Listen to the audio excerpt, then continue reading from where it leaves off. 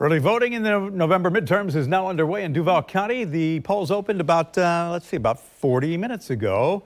And you can cast your early ballots in Alachua, Bradford, Flagler, and Putnam counties as well. News for Jackson reporter Brianna Andrews is at the Election Center with Mike Hogan, the supervisor of elections. Brianna, good morning. Hey, good morning. So as you just mentioned, the polls are now open. They're open from 7 this morning to 7 at night. To kind of answer some of those early voting questions, I am here with Supervisor of Elections of Duval County, Mike Hogan. Good morning. Thank you for being here. Good to be here. So first off, what's the expected turnout for early voting? Well, we're looking at probably of the total, about 40% will be voting early.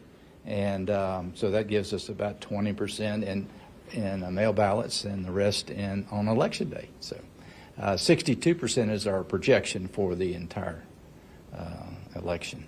As far. Nice. So what's the most common mistakes that you see during early voting? It's every time. People forget to bring their ID. And of course, in order to vote, you got to have a valid ID. And a valid ID is a driver's license that's not expired and has a signature and a picture on it. We need both. In Florida, we have about 12 different items that we'll accept, from a student ID to a government ID, passport, and so forth. But it have to have a signature and a picture.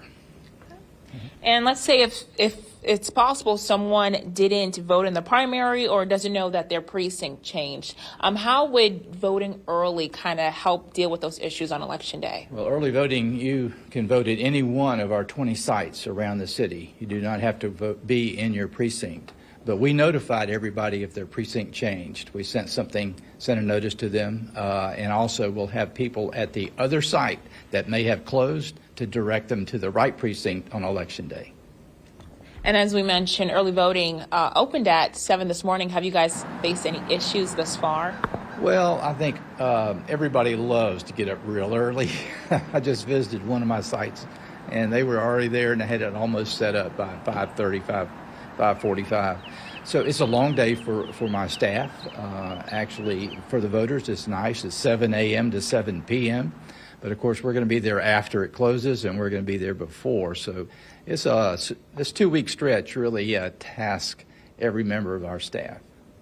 And what's one of the most important things you want voters to know in regards to early voting and election day? Well, again, they're very similar as far as processing. We are using the express vote a little more significantly in this race. Only because it's been so popular with the public. We used it in February, and we used it in the August primary. We have rave reviews from the public. So, well, as we mentioned, early voting is underway. You can vote until 7 tonight.